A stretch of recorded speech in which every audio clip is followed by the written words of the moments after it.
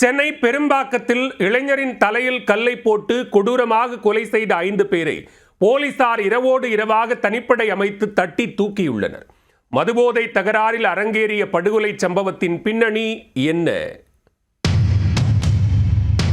சென்னை பெரும்பாக்கம் பகுதியில் உள்ள தமிழ்நாடு நகர்ப்புற வாழ்விட மேம்பாட்டு வாரிய குடியிருப்பு பகுதியைச் சேர்ந்தவர் 25 வயதான கார்த்திகேயன் என்கிற வெங்காயம் என்கிற புனை பெயர் வைத்திருந்தாலும் விவகாரமான ஆளான கார்த்திகேயனுக்கு கோபம் என்று வந்துவிட்டால் பொங்கி எழுந்து விடுவார். இந்நிலையில் கார்த்திகேயன் வசித்த பகுதியில் 40 வயதான பாபு என்பவர் மரணமடைந்து விட்டார். பாபுவின் இறுதி ஊர்வலத்தில் பங்கேற்ற கார்த்திகேயன் போதையை ஏற்றிக்கொண்டு போட்ட ஆட்டம் அந்த பகுதி இளைஞர்களுக்கு ஆத்திரத்தை கொடுத்திருக்கிறது. அவரை தடுத்து நிறுத்திய இளைஞர்கள் தகராறில் ஈடுபட்டதாக தெரிகிறது.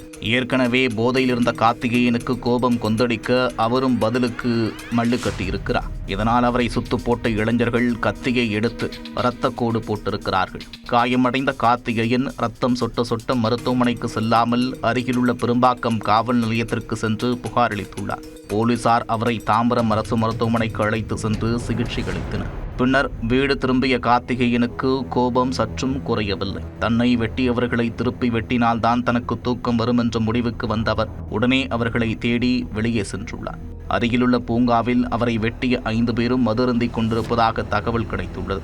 அங்கு சென்ற கார்த்திகேயன், என்னையா வெட்டினீங்க, உங்களெல்லாம் சும்மா விடமாட்டேன் என்று பாய்ந்திருக்கிறார். ஆனால் அவர்கள் 5 பேரும் சேர்ந்து கார்த்திகேயனை சுத்து போட்டு சரமாரியாக தாக்கியிருக்கிறார்கள்.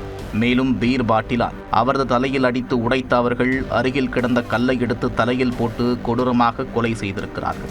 போதையில் மீண்டும் சென்று அதே கும்பலின் கையால் உயிரை விட்டிருக்கிறார் கார்த்திகேயன். தகவல் அறிந்து வந்த பெரும்பாக்கம் போலீசார் கொலையாளிகளை பிடிக்க தனிப்படை அமைத்துள்ளனர்.